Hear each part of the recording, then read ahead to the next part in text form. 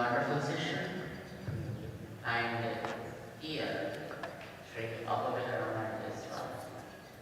ఓం అస్మద్గురుభ్యో నమః. జై శ్రీమన్నారాయణ. అస్మదాచార్యులు శ్రీ శ్రీ శ్రీ త్రిదండి శ్రీమన్నారాయణ రామాన చిన్నజీయర్ స్వామివారి పాదపద్మాలకి, అలాగే పూజ్యులు ఇక్కడ వేంచేసి ఉన్నటువంటి దేవనాథ రామానుజీయర్ స్వామిని సేవించుకుంటూ, భగవద్బంధువులారా, రామానుజాచార్య స్వామివారి వైభవాన్ని మనం శ్రవణం చేస్తున్నాం. వారి 1004వ జయంతి ఉత్సవాన్ని మనం జరుపుకుంటున్నాం. ఒక గురువు యొక్క అనుగ్రహం ఉంటే మనిషి ఎంత గొప్పవాడవుతాడు అని చెప్పడానికి మన శాస్త్రాలన్నీ మనకి నిరూపణ చేసినాయి. అవన్నీ రామానుజాచార్య స్వామి వారి దగ్గర తెలుస్తూ ఉంటాయి. సహజంగా ప్రతిభ కలిగిన వాడిని ఎవరైనా తీర్చిదిద్దుతారు, వాళ్ళకి చెప్తే కొంచెం వచ్చేస్తూ ఉంటుంది. కానీ ప్రతిభ లేనిటువంటి వాడిని కూడా బాగుపరచడానికి కావాల్సినటువంటి జ్ఞానాన్ని ఇవ్వడానికి కొంత కృషి చేయాలి, చాలా కృషి చేయాలి. అసలు ఏం చెప్పినా వినపడదు, కనపడదు అన్నవాడిని అనుగ్రహించాలంటే ఏం చేయాలి? చాలా కష్టం కదా. కానీ అది మనకి రామానుజాచార్య స్వామి వారి జీవన వృత్తాంతంలో మనకి తెలుస్తూ ఉంటుంది. ఒక సద్గురువు వారి అనుగ్రహం కలిగితే సాధకుడు ఏం చేయక్కర్లా. సహజంగా గురువు బోధిస్తే శిష్యుడు దాన్ని చక్కగా నేర్చుకుని దాన్ని పాటిస్తూ ఉంటే వాడు గొప్పవాడు అవుతాడు. పాటించలేని వాడి సంగతి ఏమిటి పరిస్థితి అంటే, వాడి గురించి గురువే ప్రార్థన చేస్తాట భగవంతుని దగ్గర. దీన్ని శాస్త్రం మనకి బాగా వర్ణించింది. బాలమూక జడాంధశ్చ పంగవో బధిరస్తదా అంటూ మనకి వర్ణించింది. చిన్న పిల్లలు ఉంటారు, వాడికి బాలుడు అంటే ఇక్కడ మనం శాస్త్రంలో చెప్పిన బాలుడని కాదు. నిజంగా శాస్త్రంలో చెప్పిన బాలుడు అంటే గ్రహణ ధారణ పటుత్వం బాలహ అంటారు. గ్రహించడం, గ్రహించిన దాన్ని ధరించడం, ఇవన్నీ కలిగిన వాడెవడే అతను బాలుడు అంటారు. కానీ గ్రహించడం చేత కాదు, ధారణ చేత కాదు, చిన్నపిల్లలు, వాడు ఏ సాధన చేయలేడు, అలాంటి బాలుడు. అలాగే మూగవాడు, గుడ్డివాడు, కృంటివాడు, ఇలాంటి వాళ్ళు ఏం చేయలేరు కదా. వాళ్ళు ఏ కొండలు ఎక్కలేరు, దేవుడి దగ్గరికి వెళ్ళలేరు, ఏ క్షేత్రాలు పోలేరు. మరి అలాంటి వాళ్ళ సంగతి ఏమిటి అంటే, శాస్త్రం చెప్పింది ఒక అందమైన మాట. సదాచార్యేణ సంద్రష్టాః. ఒక గొప్ప గురువు యొక్క దృష్టి కనుక అతని మీద పడితే తేనయాంతి పరాంగతిం. ఆ గురువు యొక్క అనుగ్రహం చేతే వాడు బాగుపడతాడు, ఉత్తమ గతిని పొందుతాడు అంటారు. అలాంటిది శ్లోకంలో మనకు కనపడుతుంది, కానీ చరిత్రలో రామానుజుల వారి దగ్గర మనకి సుస్పష్టం అవుతుంది. రామానుజుల వారు అలాంటి మూగవాడు, చెమిటివాడిని అనుగ్రహించారు. మన జీయర్ స్వామి వారిని మనం ప్రత్యక్షంగా చూస్తున్నాం.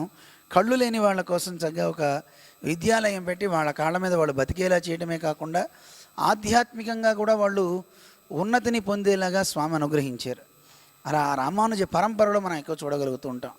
అలాంటి రామానుజాచార్య స్వామి వారి అనుగ్రహం చక్కగా మనందరికీ కలగాలి. ఆ మహనీయుని యొక్క వైభవాన్ని శ్రవణం చేస్తే మనం పునీతులం అవుతాం. ఈరోజు అలంకారం కూడా ఒక 5గురు మహానుభావులు ఇక్కడ వేంచేసి ఉన్నారు. వారి కింద రామానుజాచార్య స్వామి వేంచేసి ఉన్నారు. ఏమిటి అవతార విశేషం అనే దాని గురించి కూడా మనకి తెలియజేయడానికి మన పెద్ద గురువు గారు డాక్టర్ రంగరామానుజాచార్య స్వామి మహామహోపాధ్యాయులు ఒక్కొక్కరికి ఒక్కొక్క సబ్జెక్ట్ని ఇచ్చారు. రామానుజాచార్య స్వామి వారిని ఈ రకంగా తయారు చేసిన ఒక 5గురు గురువుల గురించి మనకు అనుగ్రహించడానికి మన ప్రధాన అర్చక స్వామివారు నచ రఘునాథాచార్య స్వామి, ఆయన వారు ఏం చేసి వారి ప్రవచనాన్ని అందిస్తారు. దానికి ముందుగా గురువుగారు డాక్టర్ సముద్రాల రంగరామానుజాచార్య స్వామి ఏం చేసి మార్గనిర్దేశం చేసి అందరినీ ఆశీర్వదించవలసింది అని ఆహ్వానిస్తున్నాం.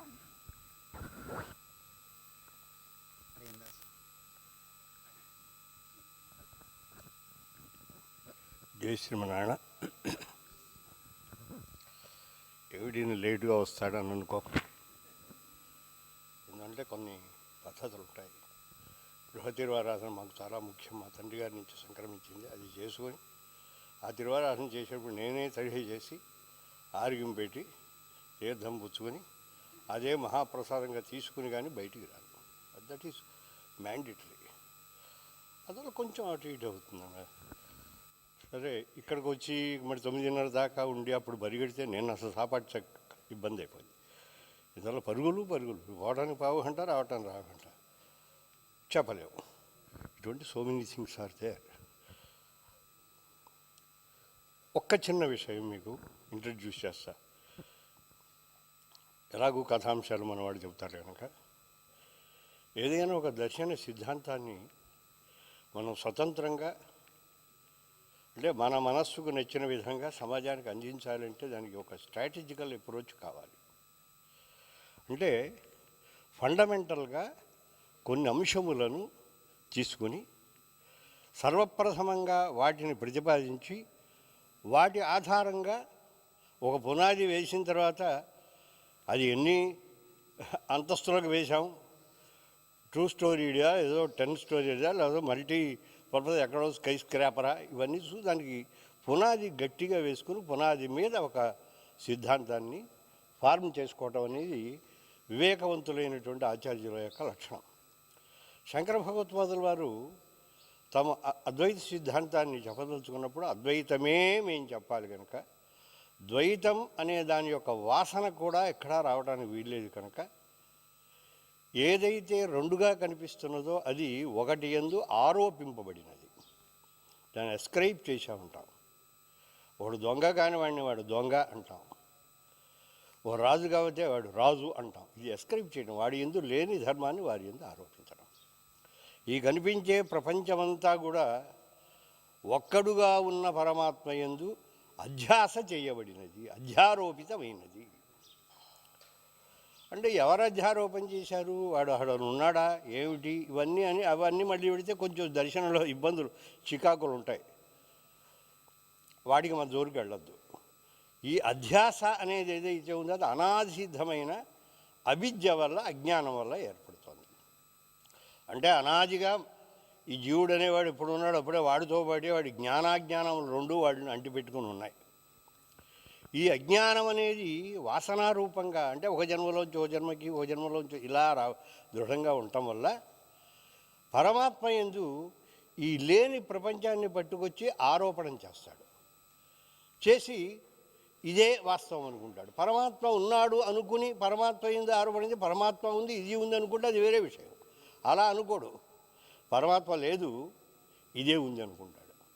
అంటే సత్యమైన ఒక వస్తువు ఉండగా దాని యందు అసత్యమైన వేరొక వస్తువును ఆరోపణం చేసి ఇదే ఉంది సత్యము లేదు అనుకునేటువంటి స్థితి ఏదైతే ఉందో ఆ స్థితియే మనకు సాగుతున్నది. అందువల్ల ఈ ప్రపంచమంతా అధ్యాస మూలము అని అధ్యాస భాష్యం అని మనకు ఆరంభ భాష్యం అంతా కూడా బ్రహ్మసూత్రాలు అధ్యాస భాష్యం అంటారు. చాలా కష్టమైంది. ఎందుకంటే అధ్యాసకు 3 లక్షణాలు చెబుతారు.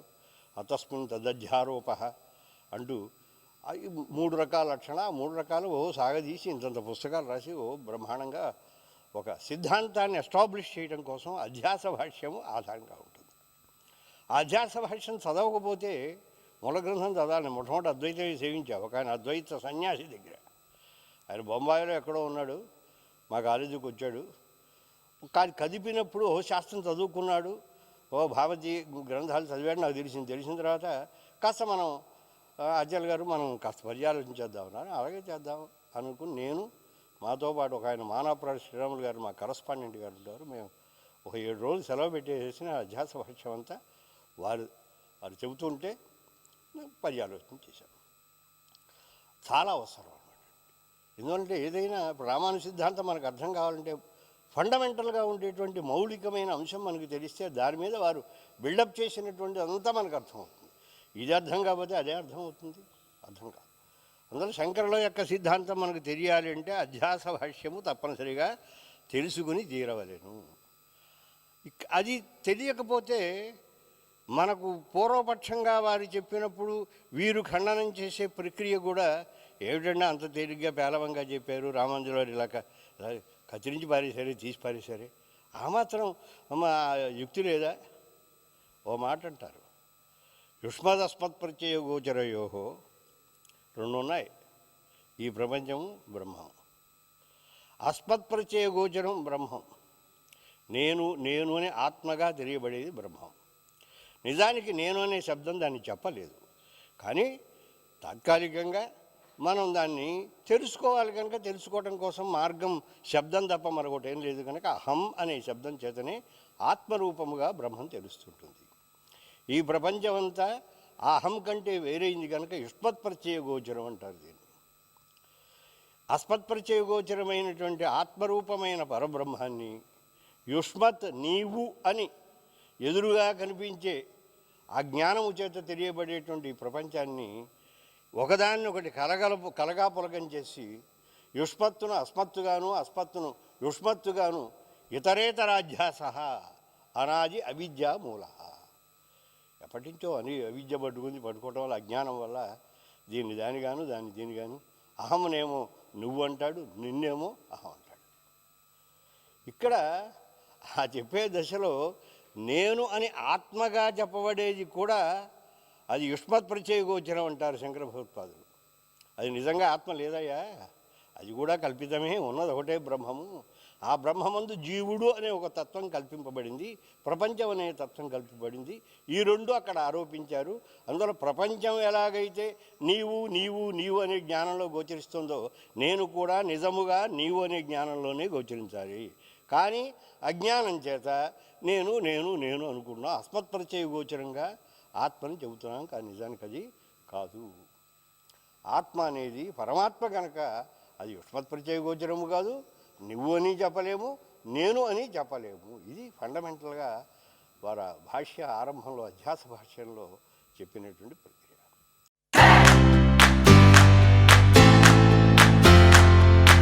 నాణ్యతకు నమ్మకానికి మారుపేరు Sai Mahendra traders, wholesale and retail మరియు కిరాణా జనరల్ స్టోర్.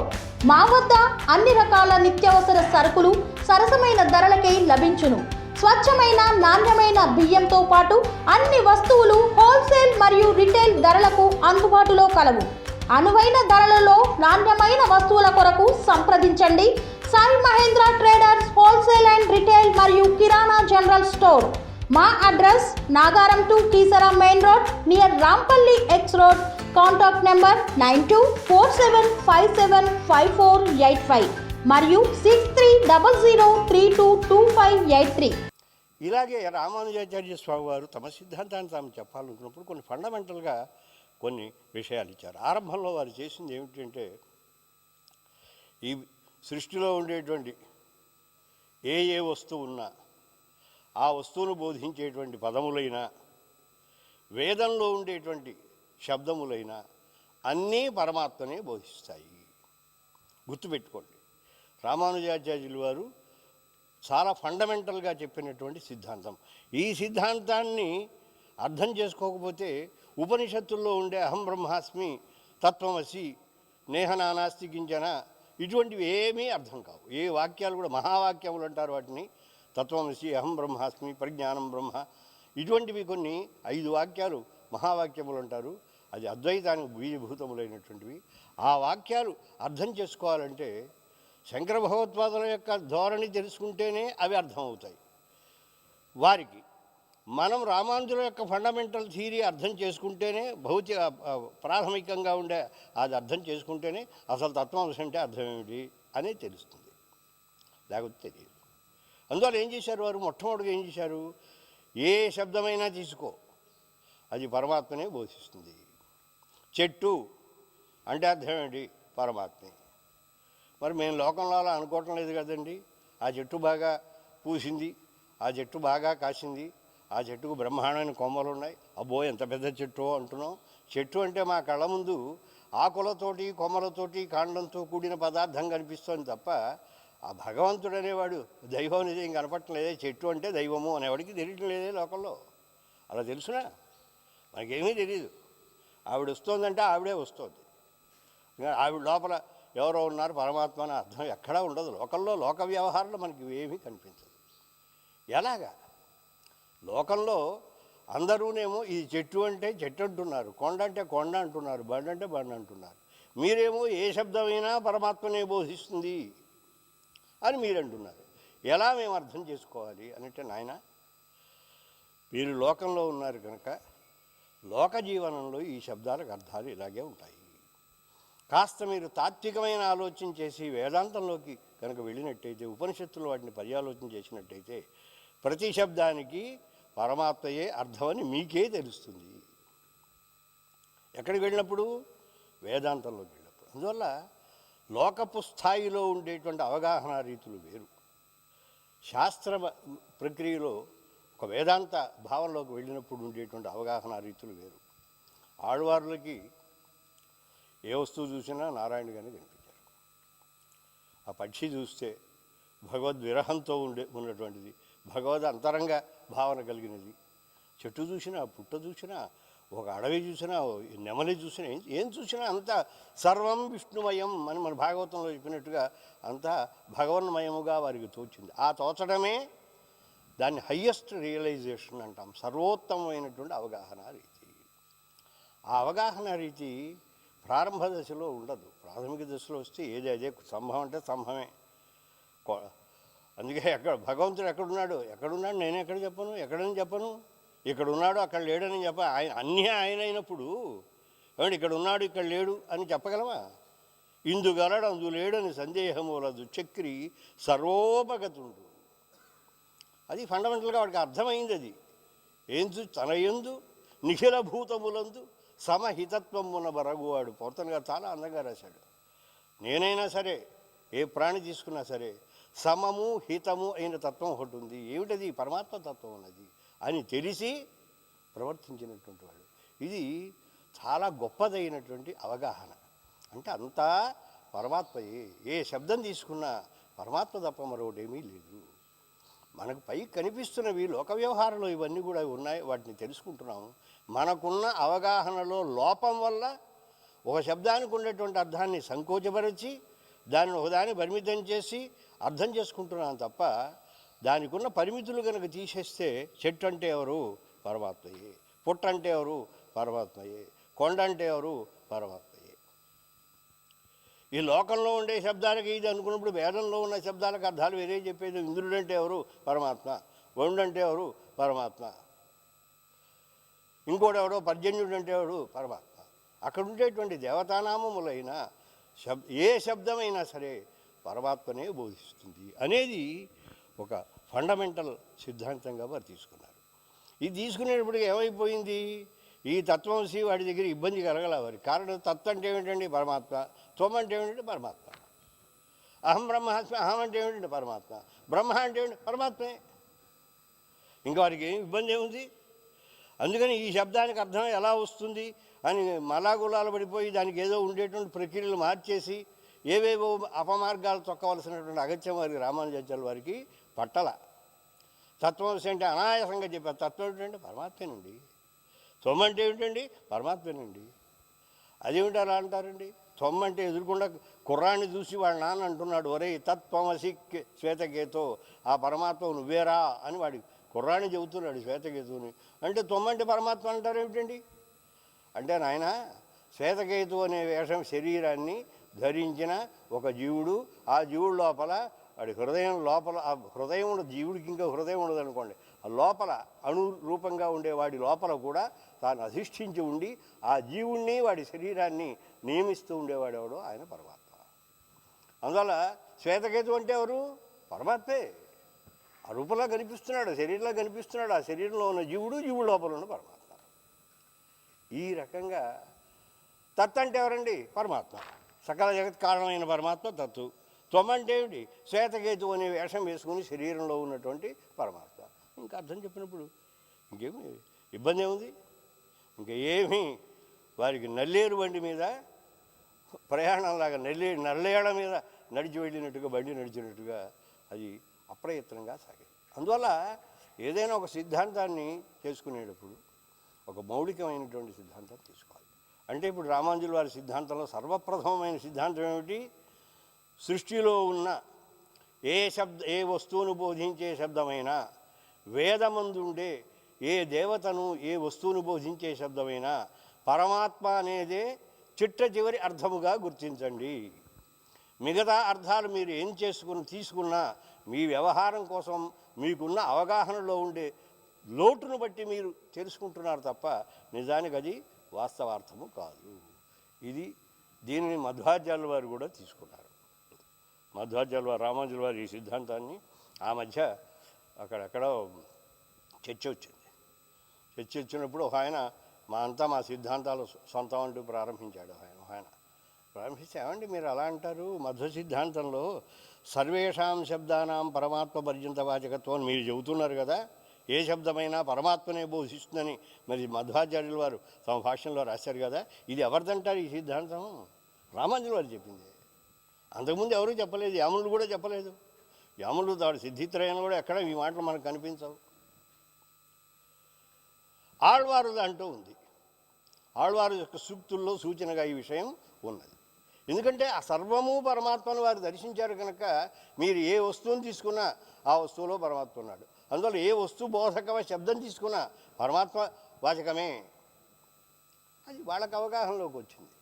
అది సిద్ధాంతాన్ని వీరు రామానుజుల వారు తీసుకుని ఇది ఫండమెంటల్గా తీసుకుని దీని మీద బిల్డప్ చేశారు. మీకు వేదార్థ సంగ్రహం అంతా దీని మీదే నడుస్తుంది. అశ్రుత వేదాంత పురుషా, వేదాంతం చదువుకోనటువంటి వాళ్ళు తేషాం శబ్దానాం తేషు అర్థేషు, ఆయా శబ్దాలకు ఆయా అర్థాల్లో వాచ్యైక దేశే వ్యుత్పత్తిం గృహంతి, ఆ దానికి ఉన్న అర్థాన్ని పూర్తిగా ఉన్న అర్థాన్ని వదిలేసి కొంత అర్థం తీసుకుంటారు. పరమాత్మ అనే అర్థం వదిలేసి, జీవుడు అనే అర్థం వదిలేసి బయట కనిపించేటువంటి భౌతికమైన చెట్టు అంటారు. ఆ లోపల జీవుడు ఉన్నాడని తెలియదు, ఆ లోపల పరమాత్మ ఉన్నాడని తెలియదు. ఆ రెండు వదిలేస్తారు. చెట్టు అంటే ఏమిటండి? ఆకులతో కొమ్మలతో కూడిన ఓ పదార్థము. అంత మాత్రమే వీరు వారికి ఆ వ్యుత్పత్తి, శాస్త్ర వ్యుత్పత్తి, వేదాంత వ్యుత్పత్తి లేకపోవడం చేత, జ్ఞానం లేకపోవడం చేస్తున్నారు. ఏమన్నా మరి ఆ మాత్రం మరి ఎవరు చెప్పారు? మీరు చెప్పేస్తే సరిపోతుందండి. మేమే ఒక సిద్ధాంతం చెబుతున్నామంటే మీరు ఒక మార్గం వేస్తే మేము ఇంకోటి వేస్తాం. అడ్డదోవలు ఎంతమంది ఎన్నైనా వేయచ్చు. దానికి నిర్భరత్వం ఏముంది? మీరు చెప్పేస్తే మేము ఒప్పుకోవాలా? అయ్యా మేము చెబితే మీరు ఒప్పుకోకర్లా. ఎవరు చెబితే ఒప్పుకోవాలో వారు చెప్పారు, అది మీరు ఒప్పుకోండి. ఎవరు చెప్పారు? వేదం చెప్పింది. ఇంకెవరు చెప్పారు? బ్రహ్మసూత్రకారులు చెప్పారు. ఒకటి ఉపనిషత్ చెప్పింది. అనేన జీవేన ఆత్మన అనుప్రవిశ్య నామరూపే వ్యాకరవాణి. భగవంతుడు అన్నట్ట దాన్ని సంకల్పించాడు. నేను ఈ జీవుణ్ణి శరీరంగా తీసుకుని ప్రతి వస్తువులో ప్రవేశించి ఆ వస్తువుకు ఒక పేరు, ఒక ఆకారము నేను కలగజేస్తాను. ఇది ఆయన సంకల్పించాడు. ఈ స్తంభంలో ఆ జీవుడు కనపడ్డాడు, జీవుడు ఉన్నాడు. ఈ మధ్య చాలా చర్చలు అయినాయి. అచేతన వస్తువులైన జీవుడు ఉన్నాడా, జీవుడిని శరీరంగా చేసుకుని పరమాత్మ ఉండాలా అంటే, ఏం జీవుడు ఉంటే ఏం మనకే అభ్యంతరం? ఆయన జీవుడితో కలిసి ఇందులో ప్రవేశించాడు అనుకోండి, మనం ఏమైనా అడ్డం పెడతామా? అలా ప్రవేశించడానికి వీలేదని మనం నియమించడానికి చెప్పాడు. ఒక మాట, ఒక స్టేట్మెంట్ ఇచ్చాడు.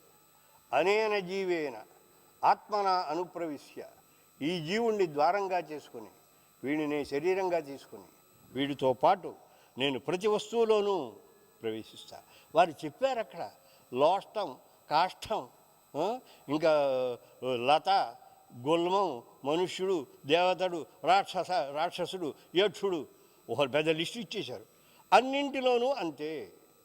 మీరు ఏది తీసుకున్నా జీవుణ్ణి ప్రవేశపెట్టి ఆ జీవుడి లోపల తాను అధిష్టానంగా ఉండి ఆ వస్తువుగా తాను కనిపిస్తూ, అంటే మన కంటికి తెలియదు, మన కంటికైతే కనిపించడు, కానీ ఆయన ఉంటూ నియమిస్తూ ఉంటాడు. ఇది మనకు చెప్పింది. దానినే బ్రహ్మసూత్రకారుడు బాదరాయణ మహర్షి గారు ఆ వైదికమైన రహస్యం ఎరిగినవాడు కనుక ఒక చిన్న సూత్రం రాశాడు, అందమైన సూత్రం రాశాడు. చరాచర వ్యపాశ్రయస్తు స్యాత్ తద్వ్యపదేశ అభాక్త తద్భావభావిత్వాత్. ఇది మా దగ్గర పాఠం చదివాడు చెబుతుంటే, అయ్యా ఇది అండర్లైన్ చేసుకోండి, ఇది మిగతా సూత్రాల సంగతి ఎలా ఉన్నా ఇది చాలా ఫండమెంటల్గా ఉండే సూత్రం. చరాచర వ్యపాశ్రయ, ఈ సృష్టిలో ఉండే కదలిక లేనివి ఏ వస్తువు తీసుకున్నా వాటిని ఆశ్రయించి ఉన్నటువంటి శబ్దము చరాచర వ్యపాశ్రయ. తద్వ్యపదేశ, ఆ పరమాత్మ యొక్క నామమే సుమా. ఈ సృష్టిలో ఉండే కదలిక గల వస్తువుని తీసుకోండి, కదలిక లేని వస్తువుని తీసుకోండి, ఏ వస్తువు తీసుకున్నా ఆ వస్తువును బోధించడానికి మీరు వినియోగించే శబ్దం ఏదైతే ఉందో అది తద్వ్యపదేశ, ఆ పరమాత్మ యొక్క నామము సుమా. ఎలా చెబుతారండి? ఏమండి, ఎలా నిజంగానా అబద్ధంగానా? మేము అంటాం వాడికి ఏమంటే రాదండి అంటాం, వాడు రాజు కాదు రాదు అంటాం. వాడికి ఏమిటంటే బ్రహ్మాండం వీడండి అంటాం. ఇది భాక్తముగా అంటాం. వాడు కాని వాడిని కూడా వాడుగా ఎస్క్రైబ్ చేసి లోకంలో మనం వ్యవహరిస్తుంటాం. అలాగా కాదు, అభాక్త ముఖ్య ఏవ, నిజంగానే ఇందులో కల్పన ఏం లేదు. చెట్టుని పరమాత్మ అంటే మేమేదో కల్పించి అన్నామని అనుకోవద్దు. చెట్టు లోపల జీవుడు లోపల పరమాత్మ నిజంగానే ఉన్నాడు కనుకనే మేము అంటున్నాము. అందువల్ల తద్వ్యపదేశ. ఏమిటి దీనికి నియమనం? ఎందుకు చెప్పగలరు? తద్భావ భావిత్వాత్. ఆయన ఉంటే ఇది ఉంటుంది కనుక. ఆ పరమాత్మ ఉంటేనే స్తంభం ఉంది, ఆ పరమాత్మ ఉంటేనే నువ్వున్నావు, పరమాత్మ ఉంటేనే నేనున్నాను, పరమాత్మ ఉంటేనే మైక్ ఉంది. ఏ వస్తువు తీసుకున్నా ఆయన ఉన్నాడు కనుకనే ఇది ఉంది తప్ప లేకపోతే దీనికి ఉనికి లేదు. తద్భావ భావిత్వాత్. ఈ సృష్టిలో ఉండే చరాచర వస్తువులన్నీ పరమాత్మ యొక్క ఉనికి చేత తాము ఉనికిని పొందుతున్నాయి కనుక ఇవన్నీ వీటిని బోధించే శబ్దాలు వీటివి కావు. ఈ శబ్దాలన్నీ పరమాత్మకే చెందినవి సుమా అని ఒక అద్భుతమైన సూత్రాన్ని మనకు బ్రహ్మసూత్రకారుడు రాశాడు. దేన్ని బట్టి రాశాడు? ఉపనిషత్తులో ఉంది కనుక. అనేన జీవేన ఆత్మనాను ప్రవేశ నామరూపే వ్యాకరవాణి అని ఛాందోగ్యంలో వాక్యం ఉంది కనుక ఆ వాక్యాన్ని పట్టుకుని బ్రహ్మసూత్ర గారు చేస్తే ఈ సెంట్రల్ కాన్సెప్ట్ రామానుజుల వారు పట్టుకున్నారు. ఎన్ని సూత్రాలున్నా వారికి ప్రాణం లాంటివి కొన్ని సూత్రాలు ఉంటాయి. ఆ సూత్రాలను పట్టుకుని దాని మీద బిల్డప్ చేస్తారు. ఇది తీసుకొచ్చి మొట్టమొదటిగా పెట్టి, నాయన మొట్టమొదటి ఇది అర్థం చేసుకోండి. ఏ శబ్దాన్ని మనం నోటి వెంట వాడినా మీకు తెలిసినా తెలియకపోయినా అది పరమాత్మ వరకు అర్థాన్ని బోధిస్తుంది. ఎలాగూ పైన కనిపించే ఆకారం లోపల ఉండే జీవుడు, ఆ జీవుడికి ఆధారంగా ఉండే పరమాత్మ. ఈ అవగాహనతోటి మీరు కనుక వెడితే మనం ఏ పని చేసినా ఎవరి కోసం చేస్తామండి? పరమాత్మ కోసమే చేస్తాం. ఇంద్రప్రీతి కోసం యజ్ఞం చేశాం మేము. ఇంద్రుడైన వాడు ఉంటే కదా, ఇంద్రుడనే ఆ పేరు కలిగిన శరీరాన్ని ధరించిన జీవుని లోపల పరమాత్మ ఉన్నాడు. అర్థమైంది కదా? అదే గోవర్ధనం.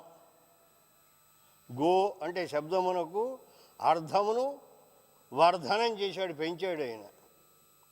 అంతవరకు ఇంద్రుడు అంటే ఏమనుకున్నారు? ఇంద్రుడు అంటే వాడెవడో స్వర్గాన్ని పరిపాలించేటువంటి వాడు, ఇంత వజ్రాయుధం గలవాడు అనుకుని ఇంద్రప్రీతి కోసం మేము ఏదో యాగం చేస్తాను ఆయన, భోవనాలు పెడతామండి, ఇంతంత కుప్పలు పోస్తాము, ఆయన పిలుస్తాము, వస్తాడు, తినేసి పోతాడు. తినడనుకోండి, ఏదో చూసేసి విడిపోతాడు, ఆయన వర్షం కురిపిస్తాడు, మనం బ్రతుకుతున్నాం నాన్న, అందువల్ల మేము ఈ పని చేస్తున్నాం అన్నాడు నందమహారాజు గారు. అంటే అయ్యో అంత పిచ్చ పని చేస్తున్నారు నాన్న.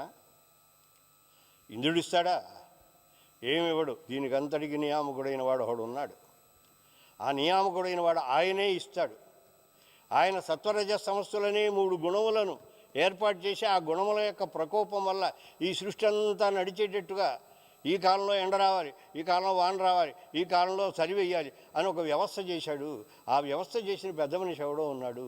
ఇంద్రుడు ఏం చేస్తాడు? ఇంద్రహ కింకరిష్యతి. ఇంద్రుడనేవాడు ఏం చేస్తాడు? ఇంద్రుడనేవాడు ఎవడు ఉన్నాడు ఏంటి అంటే ఇంద్రుడు లేడు. ఇంద్రాణయ నామంతో చెప్పబడేవాడు ఎవడు? పరమాత్మే. అది మీకు తెలియదు. ఇంద్రుడు అంటే ఎవడో ఇంద్రుడు అనుకుంటున్నారు, ఆయనకి చేస్తున్నారు. కానీ అసలు ఇంద్రుడు వేరే ఉన్నాడు. ఎవడైనా ఇదిగో నేనే. ఆ మాట చెప్పకుండా చమత్కారం చేసి ఇగో ఇవాళ చూడండి అసలు ఆయన వచ్చి తింటాడు, నేను చెప్పినట్టు చేయండి అన్నాడు, చేయించాడు. మనం ఈ గోవర్ధన పర్వతాన్ని బట్టి బ్రతుకుతున్నాం. సెరెనిటీ మోడల్ హై స్కూల్ విద్యార్థులకు అమ్మఒడి, సామాన్యులకు అందుబాటులో ఉన్న బడి సెరెనిటీ.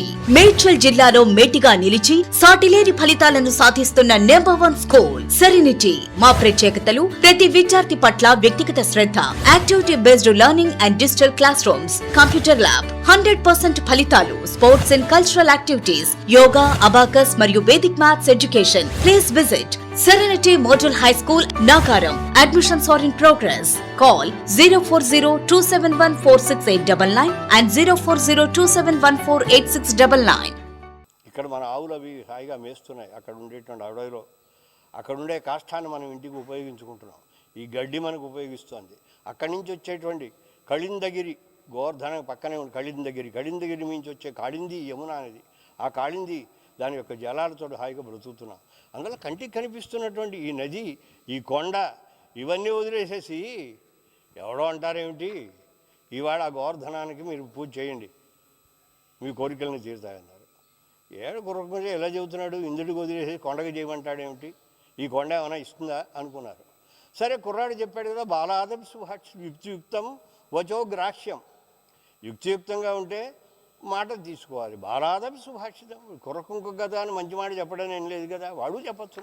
సరే విందాం ఈసారికి అనుకున్నారు, విన్నారు. వింటే ఆయన లోపల ప్రవేశించాడు కొండలో. నేనే అన్నాడు అని తాను ఆ పదార్థాలన్నీ గ్రహించాడు. అంటే దీన్ని బట్టి మనకేం తెలిసింది, గోవు యొక్క అర్థాన్ని వర్ధనం చేశాడు ఆయన. అంతవరకు ఇంద్రుడు అంటే దేవేంద్రుడు పరిపాలకుడు అనుకునే అర్థానికి ఇప్పుడు అర్థం ఏమైపోయింది, ఇంద్రుడు కాదు, ఇంద్రుడి లోపల ఉన్న జీవుడు, ఆ జీవుడిని నియమించేటువంటి కృష్ణరూపుడైన పరమాత్మ అని అర్థం వచ్చేసింది. ఇది మనకు ఫండమెంటల్గా ఉండేటువంటి సిద్ధాంతం. అవగాహన రీతి వచ్చినప్పుడు ఇది వస్తుంది అన్నమాట. ఈ సిద్ధాంతాన్ని వారు తీసుకున్నారు. దీనికి తద్భావ భావిత్వాత్ అన్నారు కదా. ఈ సృష్టిలో ఉండే ఏ వస్తువు అయినా పరమాత్మనే బోధిస్తుంది. ఎందుకండి పరమాత్మ ఉంటేనే ఇది ఉంది కనుక, ఆయన లేకపోతే లేదు కనుక. ఎవరు చెప్పారు అంటే, యః పృథివ్యాం తిష్టన్ యః పృథివీమంతరః యం పృథివీన వేద యస్య పృథివీ శరీరం యః పృథివీం అంతరా యమయతి సతే ఆత్మ అంతర్యామ్యమృత అని ఒక బృహదారణ్యకంలో సువారోపనిషత్తులో అది ఒక అంతర్యామి బ్రాహ్మణం అని ఉంది. అంటే భగవంతుడు మనకు తెలిసినా తెలియకపోయినా అంతర్యామిగా ఉంటాడు. ప్రతి వస్తువులోనూ తాను ప్రవేశించి మనకు కనిపించకుండానే నియమిస్తూ ఉంటాడు. ఇది అంతర్యామి బ్రాహ్మణం చెబుతోంది. ఆ అంతర్యామి బ్రాహ్మణంలో ఉన్న ప్రక్రియ అంతా తీసుకొని ఈ పృథ్వీలో ఉన్నాడు, కానీ ఆ పృథ్వీకి తెలియదు నా లోపల పరమాత్మ ఉన్నాడని, నన్ను నియమిస్తున్నాడన్న పృథ్వీకి తెలియదు. ఇలా పృథ్వీకి తెలియకుండానే లోపల ఉండి పృథ్వీ యొక్క ఆ స్వరూప స్వభావాలను నియమిస్తూ ఉండేటువంటి వాడు ఎవడైతే ఉన్నాడో వాడే, నాన్న ఓ శ్వేతకేతు నీలో కూడా ఉన్నాడు నాన్న, నిన్ను నియమిస్తున్నవాడు ఆయనేనయ్యా అని తండ్రి కొడుకు చెప్పాడు. అలాగే ఒక పెద్ద లిస్ట్ ఇచ్చాడు. పృథివ్యాం తిష్టన్ ఏ జలే తిష్టన్, ఎవడు జలమందు ఉన్నాడో, ఎవడు మృత్యు ఎందు ఉన్నాడో, ఇలాగ ప్రారంభించి మొత్తం యో విజ్ఞానే తిష్టన్, ఎవడు ఆత్మయందు ఉన్నాడో, ప్రతి జీవుని యందు లోపల తాను ప్రవేశించి ఉండి నియమిస్తున్నాడో వాడే అంతర్యామి అయిన పరమాత్మ నాయన. అందువల్ల అన్ని వస్తువుల్లోనూ అంతర్యామిగా పరమాత్మ ఉన్నాడు, అనగా లోపల ఉండి మనకు తెలియకుండానే మనం నియమిస్తుండే పరమాత్మ ఉన్నాడు. ఇప్పుడు ఆయన నియమించకపోతే నేను తిని ఇక్కడికి వచ్చేవాడిని కాదు, అయ్యా మీరు మాట్లాడినా అనేవాడు కాదు, మాట్లాడేవాడిని కాదు, నేను మాట్లాడటానికి అవకాశం లేదు. ఇందువల్ల ఆయన లోపలుండి యోంతః ప్రవిశ్య మమ వాచమిమాం ప్రసుప్తాం సంజీవయతి, ఎవడు నా లోపల ప్రవేశించి మమ వాచమిమాం ప్రసుప్తాం, లోపల నిద్రాణంగా ఉండేటువంటి నిరుపయోగంగా ఉండేటువంటి నా వాక్కును ప్రసుప్తయతి, ఇలా తట్టి మేల్కొల్పుతున్నాడు. అన్యాంశ్చ హస్త చరణ, ఈ హస్తచరణాదులను, విషయములను, త్వగాదీన్, ఆఖరికి ప్రాణాన్, వీటన్నింటినీ నడిపేటువంటి ప్రాణాన్ని కూడా ఎవడైతే నడుపుతున్నాడో నమో భగవతే పురుషాయ తస్మై, అటువంటి ఆ పరమాత్మకు మేము నమస్కరిస్తున్నాము అని వాడికి తెలిసింది. అడిగి ప్రహ్లాదుడు అడో ధ్రువుడు యొక్క మాట అనుకుంటాను. అందులో మన లోపల ఒక ఆయన ప్రవేశించి ఉన్నాడు, మనకు తెలియదు. ఆయన అదే మనకి చమత్కారంగా చెబుతున్నారు. రాత్రిపూట పడుకున్నాము హాయిగాను, గుండెల మీద వేసి పడుకున్నాము, ఏం తెల్లవారు లేచిన తర్వాత ఏం గ్యారెంటీ ఏమిటి, కానీ పడుకునేటప్పుడు మాత్రం నిర్భయంగా అబ్బో తెల్లవారి లేచేస్తాం, అది చేస్తాం, ఇది చేస్తామని అనుకుంటూనే పడుకుంటాము, లిస్ట్ అవుట్ చేసుకొని పడుకుంటాము. కానీ ఏమిటిది, కానీ ఏష సుప్తేషు జాగర్తి కామం పురుషో నిర్మిమాణ. ఉపనిషత్తు చెప్తే, వరే నువ్వు నిద్రపోతున్నప్పుడు ఒకడు మేలుకుని ఉన్నాడు పాపం, తెల్లవారులు మేలుకునుండి నువ్వు కలల కంటే నీ పుణ్యపాపానుగుణంగా కలడిస్తున్నాడు. ఆ కళల్లో నువ్వు ఏదైనా అనుభవించవలసి పెద్ద సింహాసనం ఆయన పట్టుకొచ్చేస్తున్నాడు, ఓ పెద్ద కారు ఆయనే ఇస్తున్నాడు, ఓ మహాభవనాన్ని ఆయనే నిర్మాణం చేసి నీకు ఇస్తున్నాడు, అందులో పెడుతున్నాడు, నీకు ఆనందం కలగజేస్తున్నాడు. నువ్వేదన్నా పాపం చేస్తే నీ పాపం పోగొట్టాలంటే ఓ భయంకరమైన గోతులను నిన్ను బారేసి కుయ్యోమర్రోని ఏడి చెట్టుగా చేసి మంచమించి కింద పడేట్టుగా చేసి ఆ దెబ్బతోటి నీ పాపం అంతా పోయేట్టు కూడా పాపం ఆయనే చేస్తున్నాడు. సహికర్త ఏష సుప్తేషు జాగర్తి కామం పురుషో నిర్మిమాణ. అసలు పురుషుడు ఆయన, పురుషైతే పురుష, అసలు మన లోపల ఉన్నవాడు ఆయన. ఆయన ఉంటే మనం నాటకం ఆడుతున్నాం. ఎన్ని నాటకాలు అయినా ఆయన లోపలుండి మనం నియమించి ఇదిగో ఇది మాట్లాడరా నాయన, ఇలా చేయరా నాయన, అలా చేయరా, ఇలా ఉండు అని చేస్తుంటే, అలా వినకపోతే వినిపించే పెద్దలను కూడా ఇచ్చేది వారి ద్వారా వినని వారికి శాస్త్రాలు ఇచ్చి, శాస్త్రం ద్వారా ఆచార్యుల ద్వారా సజ్జనుల ద్వారా మనం నియమిస్తూ మన లోపల ఉండి ప్రనుక్షణము చూచేటువంటి పెద్ద మనిషి ఒకడు ఉన్నాడు. ఇది మనకు ఫండమెంటల్గా ఉండేటువంటి సిద్ధాంతము. అందువల్ల ఇది మనం అర్థం చేసుకుని ఏ వస్తువైనా పరమాత్మ బోధకమే అని రామానుజాచార్య స్వామి వారు ఒక అద్భుతమైనటువంటి బేసిక్గా ఉండేటువంటి ఒక సిద్ధాంతాన్ని ఇవాల్వ్ చేసి ఆ సిద్ధాంతం మీద తమ యొక్క విశిష్ట అద్వైత సిద్ధాంతం. నేను చెప్పారు స్వామివారు, అద్వైతం ఒకటే తత్వం ఉంది, కానీ ఒకటి ఒంటికాయ సొంటి కొమ్ములా కాదు, ఒకటే లేదు, రెంటితో కూడి ఉంది. ఆయన యవనాచార్యులు వారు చెప్పారు ఈ మాట. ఆయన చోళ మహారాజు గారు అండి అన్నారట. ఆయన చోళ మహారాజు గారు అంటే ఆయన ఒంటికాయ సొంటి కొమ్ములా ఉంటాడా? ఆయన ఉన్నాడు, ఆయన నెత్తి మీద కిరీటం ఉంది, ఆయన ఒంటి మీద గుడ్డలు ఉన్నాయి, ఆయనకు పెళ్ళం ఉంది, ఆయనకు పిల్లలు ఉన్నారు, ఆయన మంత్రులు ఉన్నారు, పరిపాలించే ప్రదేశం ఉంది, ప్రజలు ఉన్నారు. ఇన్ని ఉంటేనే చోళ మహారాజా అనేటువంటి పదంతో ఆయన పిలుస్తున్నాడు, లేకపోతే లేనే లేదు. అందువల్ల యథా చోళనరూప కశ్చిత్ అద్వితీయోస్తి భూతలే. అసమానుడైనటువంటి మహారాజు గారు, చోళ మహారాజు గారు ఆయన ఉన్నాడు అన్నప్పుడు ఆయనతో సమానుడైన వాడు ఎవడు లేడు, చాలా గొప్పవాడు అని చెప్పినట్లుగా పరమాత్మ అద్వితీయుడై ఉన్నాడండి. అంటే మిగతావేమీ లేదు, అన్నీ కొట్టి తోలేశాడని అర్థం కాదు. అసమానంగా ఆయన ఉన్నాడు, కానీ కొన్నింటిని కలిగి ఆయన ఉన్నాడు. రాజుగారు అంటే నెత్తి మీద కిరీటం ఉన్నట్టుగా, భార్యాబిడ్డలు ఉన్నట్టుగా, సంతానం ఉన్నట్టుగా, మంత్రులు ఉన్నట్టుగా, రాజ్యం ఉన్నట్టుగా, ప్రజలు ఉన్నట్టుగా, ఇవన్నీ ఉంటేనే రాదన్నట్టుగా ఆయన కూడా బ్రహ్మము అన్నారు. బ్రహ్మం అంటే ఏమిటి? ఆయన ఒంటికాయ సొంటుకమైతే బ్రహ్మం కాదు, బ్రహ్మతి బ్రహ్మయేతి. ఆయన విస్తరిస్తాడు, వస్తువులో ప్రవేశించి దానికి విస్తారాన్ని కలగజేస్తాడు, ఒక వ్యక్తికి వికాసాన్ని కలగజేస్తాడు, పేరు కలగజేస్తాడు, ఐశ్వర్యం కలగజేస్తాడు, గొప్పతనం కలగజేస్తాడు, 10 మంది చెప్పేటట్టుగా చెప్పుకునేట్టుగా చేస్తాడు. ఇది బ్రహ్మణం, విస్తరింపజేస్తాడు. ఆ వ్యక్తికి ఒక వికాసాన్ని కలగజేస్తాడు. తాను వికసించగలడు, ప్రతి వస్తువులోనూ తాను ప్రవేశించి వికసింపజేయగలడు కనుక ఆయనకు బ్రహ్మ అని పేరు. అందువల్ల ఈ బ్రహ్మశబ్దమే ఏం చెప్తుంది? ఆయన ఒంటికాయ సొంటుకు ముక్కాదు, వెనకాల కొంత సరంజామ కలిగిన వాడని తెలుస్తోంది కనుక ఆయన ఒకడే, అద్వైతమే, అద్వైతత్వమే, కానీ విశిష్ట అద్వైతము. మరికొన్ని తన వెనకాల పెట్టుకుని ఒకడుగా ఉన్నాడు. ఈయన ఒక అద్భుతమైన సిద్ధాంతం చెప్పారు. అందువల్ల ఈ పూటకి ఇది గుర్తుపెట్టుకోండి, లోక శబ్దాలు కానీ శాస్త్రంలో ఉండే శబ్దాలు కానీ పరమాత్మనే చిట్ట చివరికి బోధిస్తాయి. సాధారణంగా పై ఉండే వస్తువు, ఆ వస్తువు లోపల ఉండే జీవుడు, జీవుడు లోపల ఉండే పరమాత్మ, వీడిని బోధిస్తాయి అని ఇది ఫండమెంటల్గా ఉండే ఒక అద్భుతమైన సిద్ధాంతాన్ని ఉపనిషత్తులను బ్రహ్మసూత్రాలను ఆధారంగా చేసుకుని రామానుజాచార్య స్వామి వారు చెప్పారని మనం అవగతం చేసుకుంటే వారి గ్రంథాలు మనకు చక్కగా అర్థమయ్యే అవకాశం ఉంటుంది. జై Srimannarayana.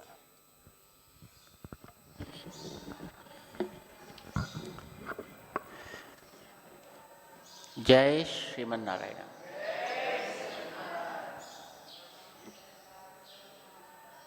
Swamiji gave a very detailed narration of Ramanuja's concept in a nutshell.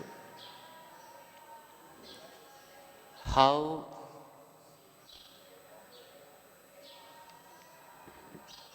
his uniqueness is to be established.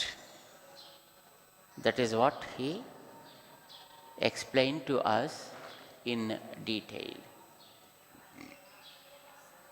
So let's get into those details, of course, slowly. But today, with the blessing of Swamiji, now our main priest, Shriman Raghunatacharya Swami, is going to give his pravachanam. జై శ్రీమన్నారాయణ. ఆపదామపహర్తారం దాతారం సర్వసంపదాం లోకాభిరామం శ్రీరామం భూయో భూయో నమామ్యహం. యో నిత్యమచ్యుతపదాంబుజయుగ్మరుక్మా వ్యామోహతస్తదితరాణి తృణాయ మేనే. అస్మద్గురోర్భగవతోస్య దయైకసింధోః రామానుజస్య చరణౌ శరణం ప్రపద్యే. కాశ్యపాన్వయసంజాతం నారాయణ పదాశ్రితం శ్రీమన్నారాయణం వందే యతీశ్వర శ్రియాజుషం. ఓం అస్మద్గురుభ్యో నమః. జై శ్రీమన్నారాయణ.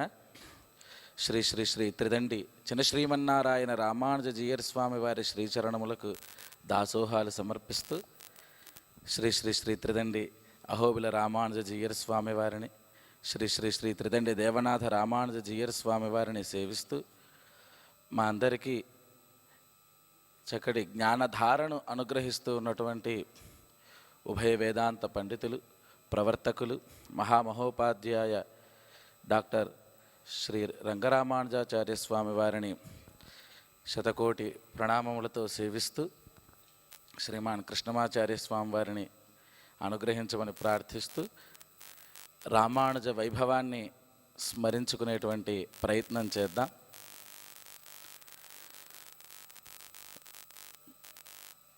రామానుజుల వారి వైభవాన్ని మనకి ఆచార్యులంతా పెద్దలంతా అనుగ్రహిస్తూ ఉన్నారు. మిగిలినటువంటి దర్శనాలు, ఎన్నో విధాలైనటువంటి దర్శనాలు లోకంలో ఉన్నా వాటన్నిటిలో లేనటువంటి ఒక గొప్పతనాన్ని, ఒక విశాలమైనటువంటి దృక్పథాన్ని లోకానికి పరిచయం చేసినటువంటి మహానుభావులు రామానుజాచార్య స్వామివారు. వారికి ముందు కూడా, రామానుజుల వారికి ముందు ఎన్నో విధాలైనటువంటి దర్శనాలు ఉన్నాయి. అయితే ప్రతిదానిలోనూ కొన్ని లోపాలు. అవి లోపాలు అని మనం ఎలా చెప్పగలం? ఎవరి ఆలోచన తీరు వాళ్ళకు ఉంటూ ఉంటుంది. ఎవరి ఆలోచన ధోరణిలో మేము చేసే పని సరైనదే, మేము మాట్లాడుతున్నది సరైనదే, మేము ప్రవర్తిస్తున్న తీరు సరైనదే అని ఎవరి వారికి ఒక లాజిక్ అనేది వాళ్ళకు ఉంటూ ఉంటుంది. మరి ఇది లోపముగా ఉన్నది అని దేనిని బట్టి మనం నిర్ధారించగలం అంటే, అందరికీ కూడా సర్వసమ్మతమైనటువంటి శాస్త్రమేదో అది చెప్పినటువంటి విషయానికి ఎటువంటి లోటు రాకుండా తమ అభిప్రాయాన్ని వెలిబుచ్చినట్లయితే అప్పుడు వారు చెప్పినటువంటి దానిని సరైనది అని అనగలం. మూలంగా ఉన్నటువంటి శాస్త్రాన్ని కాదని, అందులో చెప్పబడినటువంటి విషయానికి ఉండేటువంటి వైభవాన్ని తగ్గించో లేక అపోహలు కల్పించో చెప్పినట్లయితే అప్పుడు దానిని మనం సరైనటువంటి విధానము కాదు అని అనవలసి వస్తుంది. రామానుజుల వారి ముందు తరంలో ఉన్నటువంటి వారంతా ఎన్నో సిద్ధాంతాలు చెప్పినప్పటికీ వాటన్నింటిలోనూ కూడా ఏవో విధమైనటువంటి ఇలా మూలమైనటువంటి వేదము తెలియజేసినటువంటి విషయానికి, వేదము పరతత్వము అంటే ఇలాగా ఉంటుంది, దానికి ఉండేటువంటి లక్షణములు ఇటువంటివి అని వేదం ఏదైతే చెప్పిందో ఆ చెప్పినటువంటి విషయానికి భిన్నముగా, విరుద్ధముగా మిగిలినటువంటి వారంతా కూడా లోకానికి పరిచయం చేయటంతో దానిని సరిచేయవలసినటువంటి బాధ్యత రామానుజుల వారికి వర్తించింది. రామానుజుల వారు తమ ఆచార్యుల నుండి పొందినటువంటి జ్ఞానముతో చక్కగా ఒక గొప్ప సిద్ధాంతాన్ని లోకానికి పరిచయం చేయగలిగారు. అది అందరూ కూడా ఇక వేలెత్తి చూపలేనటువంటి స్థితిలో మరెవరూ కూడా దానిని ఖండించలేనటువంటి స్థితిలో, ఇక ఏ విధమైనటువంటి లోపాలు కనబడనటువంటి స్థితిలో ఒక మేరు శిఖరాగ్రము పైన ఉంచదగినటువంటి సిద్ధాంతముగా లోకానికి దాన్ని అనుగ్రహించారు భగవద్ రామానుజాచార్య స్వామి వారు. కేవలం Shivagayatri enterprises distributors for submersible pumps మీ గృహ, వ్యవసాయ, పారిశ్రామిక నీటి అవసరాలకు స్పైరన్ మరియు కోర్సా సబ్మెర్సిబుల్ పంప్స్ మరియు distributors for water softeners, Himajal, RO plus alkaline water purifiers. Shivagayatri enterprises.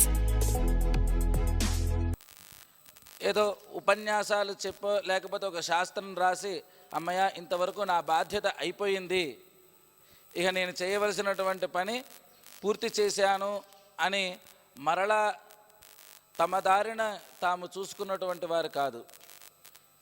ఏదైతే వేదము పరతత్వము అని ఒక నిర్ణయం చేసిందో ఆ తత్వమును చేరడానికి మార్గములను కూడా వేదం నిర్ణయించింది. ఎన్నో విధాలైనటువంటి మార్గాలను అనుగ్రహించిన అందులో ఉత్తమోత్తమైనటువంటి మార్గం ఒకటి ప్రపత్తి అని వేదంలో చెప్పబడినటువంటి విషయాన్నే లోకమంతటికి మరలా ఒకసారి పరిచయం చేసి ఆ ప్రపత్తి చేయటానికి ప్రతి ఒక్కరూ అర్హులే అనేటువంటి విషయాన్ని కూడా వేదంలో చెప్పబడినటువంటి విధానాన్నే మరలా ఎక్కడి నుంచో లేక నేనేదో ఇది కొత్త సిద్ధాంతాన్ని తీసుకుని వచ్చి మీకు పరిచయం చేస్తున్నాను దీనిని అనుసరించండి అని కాకుండా వేదంతో అంగీకరించినటువంటి విషయాలనే అటు వేదానికి ఒక ప్రామాణ్యాన్ని నిరూపించి అందులోని విషయాలనే లోకానికి పరిచయం చేసినటువంటి మహానుభావులు రామానుజాచార్య స్వామి వారు.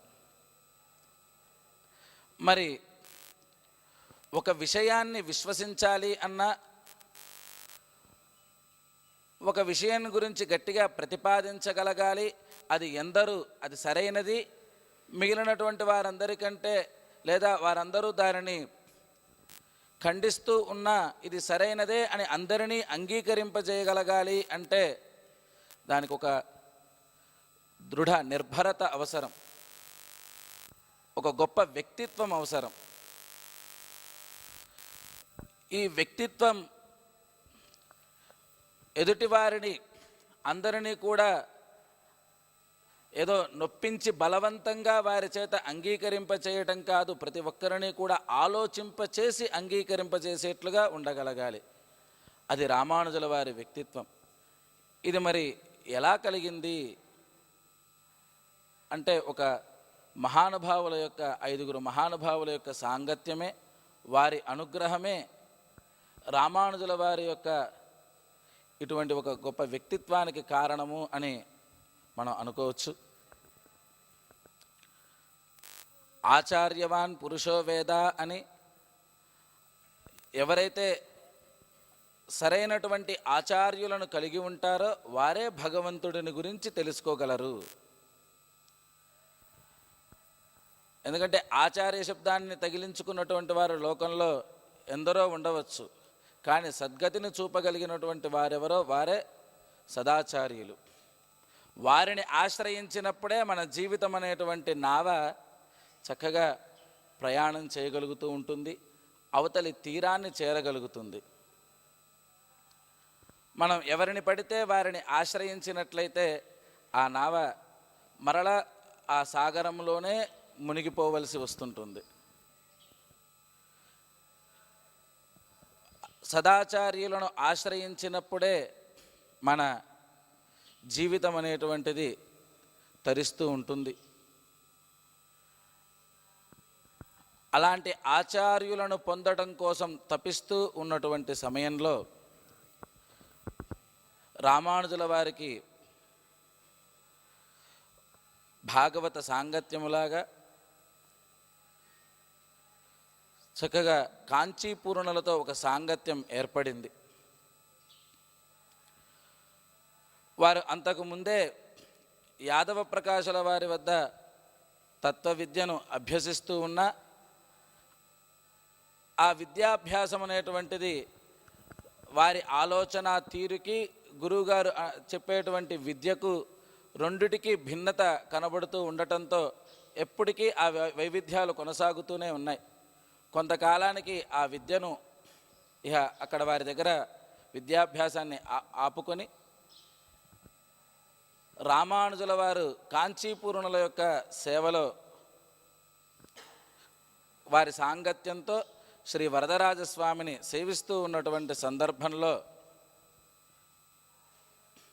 యామునాచార్యుల వారు మరలా ఈ సంప్రదాయాన్ని రక్షించగలిగేటువంటి మహానుభావులు ఎవరున్నారా అని అన్వేషిస్తూ ఉన్నటువంటి క్రమంలో యాదవ ప్రకాశుల వారి వద్ద విద్యను అభ్యసిస్తున్నటువంటి రామానుజుల వారు వారి మధ్యలో జరుగుతూ ఉన్నటువంటి సంభాషణలు సన్నివేశాలన్నిటినీ కూడా కాంచీపురం నుంచి వస్తూ సేవిస్తూ ఉండేటువంటి స్వాముల ద్వారా విని ఇలాంటి ఆలోచన సరళి కలిగినటువంటి వారే మరల భవిష్యత్తులో ఈ సంప్రదాయాన్ని నిలబెట్టగలిగినటువంటి వారు అని వారికి ఆనందం కలిగి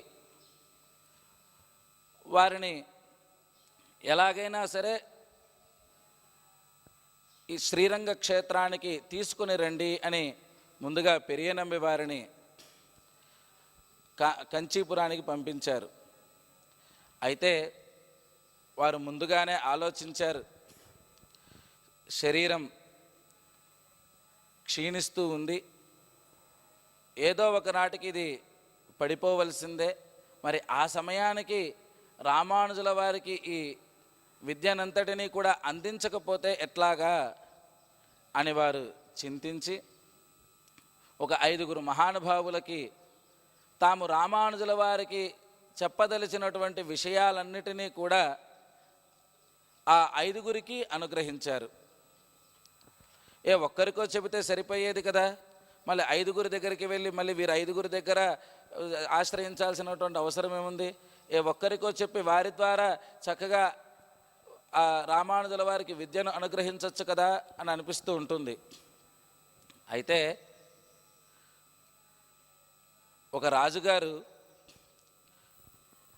శరీరాన్ని వదిలివేసే సమయంలో పాపం చిన్నవాడైనటువంటి తన కొడుకుకి ఏ విధంగానైనా సంపదను అందించాలి అని అనుకుంటే నమ్మకస్తులైనటువంటి వారందరి దగ్గర కూడా కొంత నిధిని ఉంచుతారట.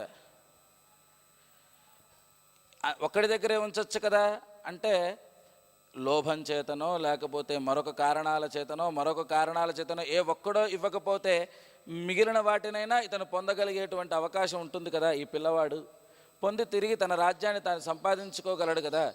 ఏ కారణం చేతనైనా సరే అలా అందే అవకాశం దొరకకపోతే అనే ఆలోచనతో అలా దాచి ఉంచుతారట. 10 మంది మంత్రుల దగ్గర అలా దాచి ఉంచి ఆ సమయానికి పిల్లవాడు కాస్త పెద్దవాడైన తర్వాత అది అందించండి అని అలా ఉంచుతూ ఉంటారట. యామనాచార్యుల వారికి కూడా ఈ విషయం వారికి అనుభవంలో ఉన్నటువంటిదే. మనందరికీ తెలుసు, నాథమునుల ద్వారా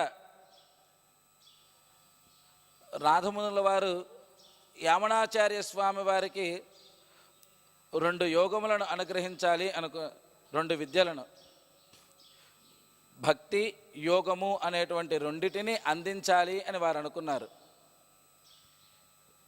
ఈ భక్తి అనేటువంటి దానిని పుండరీకాక్షుల ద్వారా అందించాలి అని అనుకున్నారు. యోగ విద్యను కురుగై కావలప్పన్ అనేటువంటి మహానుభావుల ద్వారా అందించాలి అని అనుకున్నారు. పుండరీకాక్షుల వారు వారి శిష్యులైనటువంటి శ్రీరామమిశ్రుల సహాయంతో మరలా రాజ్య పాలనలో ఉన్నటువంటి యామునులను మరల భగవంతుని వైపుకు మరల్చి వారిని చక్కగా సంప్రదాయ శ్రీని వర్ధింపచేసేట్లుగా యత్యాశ్రమాన్ని స్వీకరింపజేశారు. నాథమునుల వారు వారికి అందించినటువంటి ఆ భక్తి విద్యను వారు అనుగ్రహించారు. తర్వాత ఇలాంటి మహానుభావులు ఒకరున్నారు, కురుగే కావలప్పన్ అనేటువంటి మహానుభావులు. మీరు వారిని చేరి ఈ యోగ విద్యను స్వీకరించండి అని వారు శ్రీరామమిశ్రుల వారు చెప్పగా, కురుగే కావలప్పన్ అనేటువంటి మహానుభావులను యామునాచార్యుల వారు సేవించారు.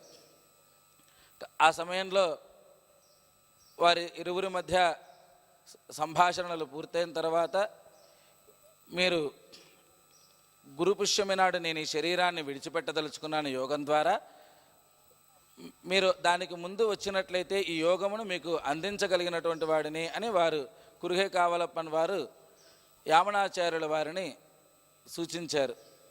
అలాగే ఇప్పుడు వెళ్ళి మరలా మేము ఆ సమయానికి వస్తామని యామునాచార్యుల వారు తిరిగి శ్రీరంగానికి వేయించేశారు.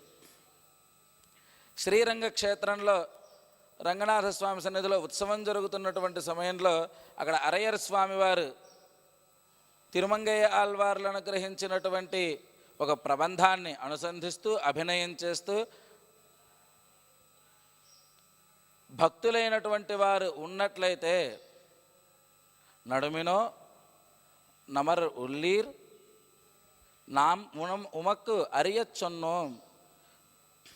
మీ అందరికీ మేము చెప్పాలనుకుంటున్నాము, భక్తులైనటువంటి వారు ఎవరైనా ఉన్నట్లయితే వారంతా కూడా తిరువనంతపురం చేరి అక్కడ ఉన్నటువంటి పద్మనాభ స్వామిని సేవించండి, నడుస్తూ పదండి అంటూ వారు అభినయం చేస్తూ చూడగా, ఆ చూపు ఒక్కసారి యామునాచార్యుల వారిని ప్రేరేపించి, ఓ ఇది రంగనాథ స్వామి ఆజ్ఞ అనుకుంటా, పదండి ఇప్పుడే బయలుదేరి వెళ్దాం అంటూ యామునాచార్య స్వామి వారు తిరువనంతపురం చేరి పద్మనాభ స్వామిని సేవిస్తూ ఉండగా అదే గురుపుష్యమి. వారు తిరిగి ఇక వెనక్కి రాలేకపోయారు. ఆ సమయానికి వీరిని కురుగే కావలప్పన్ స్వామి వారిని సేవించలేకపోయారు. వారి శరీరాన్ని యోగం ద్వారా విడిచిపెట్టి పరమపదాన్ని చేరుకున్నారు. యోగ విద్య యామునాచార్యుల వారికి వారి ద్వారా సాక్షాత్తుగా అందకుండానే పోయింది. అదే ఒకరి దగ్గరే ఒక విద్యనే ఉంచినట్లయితే రెండూ అందకుండా పోయేవి కదా నాకు. కాబట్టి ఈ తత్వరహస్యములన్నిటినీ ఇలా నలుగురు ఐదుగురి దగ్గర ఉంచితే ఇవి రామానుజుల వారికి చేరి తీరుతాయి కదా అనేటువంటి వారి అనుభవంలో ఉన్న విషయాన్నే స్మరిస్తూ యామునుల వారు తమ 5గురు ప్రధానమైనటువంటి శిష్యులకు విషయాలను తెలియచేసి, తత్వరహస్యాలను తెలియచేసి, అంటే వారు మొదటి నుంచి ఆ సమయంలో అధ్యయనం చేయడం కాదు, మొదటి నుంచి యామునాచార్యుల వారి సేవలో ఉన్నటువంటి వారే, వారి దగ్గర అధ్యయనం చేస్తున్నటువంటి వారే, వారికి ప్రధానమైనటువంటి బాధ్యతను అందించి మీరు వీటిని వారికి తెలియచేయండి, సిద్ధంగా ఉండండి అని వారు కర్తవ్యాన్ని అందించారు. పెరియనంబి వారు యామునుల వారి ఆజ్ఞ తీసుకొని రామానుజుల వారిని యామునుల వారి యొక్క స్తోత్రరత్నంలోని ఒక శ్లోకం ద్వారా మెప్పించి, అప్పటి వరకు రామానుజుల వారి మదిలో పాపం సంశయం ఉంటూ ఉండేది. యాదవ ప్రకాశుల వారేమో అలా చెబుతూ ఉన్నారు, నా మనసుకేమో తత్వం ఇలానే అనిపిస్తుంది, కానీ చెబుతున్న తత్వం అదేనా, ఒకవేళ గురువుగారు కరెక్టా నేను కరెక్టా, నాకేమో ఇది కరెక్ట్గా అనిపిస్తూ ఉంది, వారు చెప్పే విషయాలలోనేమో సంశయం అనిపిస్తూ ఉంది, ఏది సరైనది అనేటువంటిది వారి మనసులో ఉండేటువంటి ఒక తడబాటు ఎప్పుడు అది కొనసాగుతూనే ఉంది. అక్కడి నుంచి వచ్చేసిన తర్వాత కూడా ఎప్పుడైతే యామునుల వారి యొక్క ఆ స్తోత్రాన్ని వారు విన్నారో, స్వాభావికానవధికాతిశయేషు తృత్వం అనేటువంటి శ్లోకం ద్వారా రామానుజుల వారు తత్వాన్ని తెలుసుకొని, ఓ అయితే ఇన్నాళ్ళు నేను నిశ్చయించుకున్నటువంటి అర్థమే సరైనటువంటిది, దీనిని ఇంత అద్భుతంగా తెలియచేసినటువంటి మహానుభావులు ఎవరైనా ఉన్నట్లయితే వారిని చేరి నేను ఉజ్జీవించాలి అని వెంటనే భావించి ఆ శ్లోకాన్ని అనుగ్రహించినటువంటి పెరియనంబి వారిని సేవించి, అయ్యా ఈ శ్లోకాన్ని అనుగ్రహించినటువంటి వారిని నేను సేవించాలనుకుంటున్నాను, అది దేవరవారైనా మరెవరైనా అంటే అప్పుడు పెరియనంబి వారు యామునుల వైభవాన్ని తెలియచేసి వారు మిమ్మల్ని దర్శించాలనుకుంటున్నారు. ఇప్పుడే మనం శ్రీరంగ క్షేత్రానికి బయలుదేరదాము అని ఆజ్ఞాపించగా రామానుజుల వారు వరదరాజుల యొక్క అనుగ్రహాన్ని తీసుకొని శ్రీరంగ క్షేత్రానికి బయలుదేరి వెళ్తూ అక్కడ యామునుల వారు శరీరాన్ని త్యజించారు. అక్కడ యామునుల యొక్క మనస్సును తెలుసుకొని 3 ప్రతిజ్ఞలను చేసి తిరిగి కంచికి చేరుకున్నారు రామానుజుల వారు. ఎలాగైనా వారిని తిరిగి సంప్రదాయంలోకి తీసుకురావలసినటువంటి బాధ్యత మీదే అని పెరియనంబి వారిపై బాధ్యత ఉంచగా వారు తిరిగి రామానుజుల వారిని తీసుకొని వద్దామని బయలుదేరి వెళ్తూ ఉండగా అక్కడ కాంచీపురంలో కూడా వరదరాజస్వామి ద్వారా ఎవరి ద్వారా నేను ఉజ్జీవితను పొందాలి అని అంటే పెరియనంబి వారి ద్వారా అని తెలుసుకున్నటువంటి రామానుజుల వారు వీరిని సేవిద్దామని శ్రీరంగానికి బయలుదేరి మధ్యలో ఒక క్షేత్రంలో కలిసి అక్కడే సమాశ్రయణాలను పొంది పెరియనంబి వారిని ప్రార్థించి కాంచీపురానికి వేంచేపు చేసుకున్నారు రామానుజుల వారు. వారి ద్వారా మంత్రమును, తత్వ రహస్యాలను, సంప్రదాయ రహస్యాలను తెలుసుకుంటూ వారి విద్యాభ్యాసం సాగింది.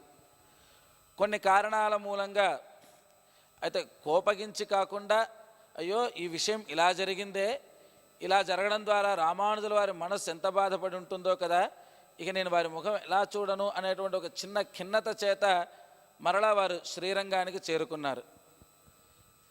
రామానుజుల వారికి విషయాలు తెలిసి తన గృహస్థాశ్రమాన్ని విడిచిపెట్టి సన్యాసాశ్రమాన్ని స్వీకరించి తిరిగి చక్కగా సంప్రదాయ శ్రీని వారు వర్ధింపజేయడం ప్రారంభించారు.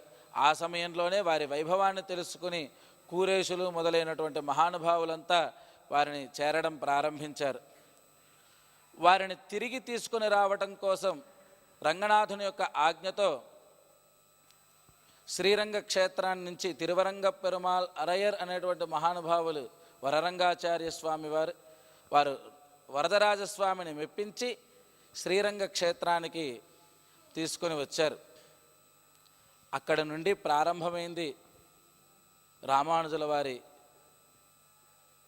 సంప్రదాయ ఉద్ధృతి. అయితే కేవలం విద్యాభ్యాసమే, విద్యను అందించడమే ప్రధానమైన లక్షణం కాదు ఆచార్యులకు ఎప్పుడూ కూడా. మనం ఆచార్యులను ఏదో కేవలం విద్య కోసమే ఆశ్రయించడం అయితే, విద్య అంటే కేవలం అక్షర సంగ్రహం కోసమే గురువుగారి దగ్గరికి చేరడం అంటే అది శుష్కమైనటువంటి చెరుకు గడను నములుతూ ఉండటమే. ఎండిపోయినటువంటి చెరుకు గడను ఎంత నమిలితే ఎంత రసం వస్తుంది? కేవలం అక్షర సంగ్రహణం కోసం, లేదా ఈ రోజుల్లో మనకి టేప్ రికార్డర్లు వస్తున్నాయి, లేదా నెట్లలోనో ఎక్కడైనా అన్వేషించినా చక్కగా మాటలు వింటూ ఉండొచ్చు. మనం ఆ మాటల ద్వారా మనం తెలుసుకోగలము అంటే అది కూడనటువంటి పని, కాని పని. ఎప్పుడు కూడా గురువుగారులను సేవిస్తూ ఉండగలగాలి. వారి ప్రవర్తనను, వారి మనస్సును అర్థం చేసుకోగలిగి వారి మనసుకు తగినట్లుగా నడుచుకుంటూ విద్యను అభ్యసించగలిగినట్లయితే అది ఆ విద్య మరింత వర్ధకమవుతుంది. అది 10 మందికి మేలు చేయగలిగినది అవుతుంది. వారి ఆచరణను గమనించగలగాలి. అనురాగానికి అమ్మ ఆదర్శం, ఆరోగ్యానికి Sri Sai homeo stores and clinic. అనుభవం, అర్హత, అంకిత భావం కల డాక్టర్లచే చికిత్స. అన్ని రకాల ఆరోగ్య సమస్యలకు నమ్మకమైన ఎంపిక Sri Sai homeo stores and clinic. Diabetes, కీళ్ల నొప్పులు, సయాటికా, వెన్నుముక్క సమస్యలు, థైరాయిడ్, నిద్రలేమి, మానసిక సమస్యలు, ఋతు సమస్యలు, అన్ని రకాల దీర్ఘకాలిక వ్యాధులకు ప్రత్యేక హోమియో వైద్యం. అందరికీ అందుబాటులో అంతర్జాతీయ హోమియో వైద్యం Shri Sai homeo stores and clinic. మీ ఆరోగ్య సమస్య ఏదైనా ఇప్పుడు పరిష్కారం సాధ్యం. సైడ్ ఎఫెక్ట్ లేని వైద్యంతో సంపూర్ణ ఆరోగ్యం కొరకు సంప్రదించండి Shri Sai homeo clinic and stores, Bhavani Nagar, Ambedkar Nagar road, old Secunderabad. సంప్రదించాల్సిన ఫోన్ నంబర్స్ 9000751751 మరియు 9000422525.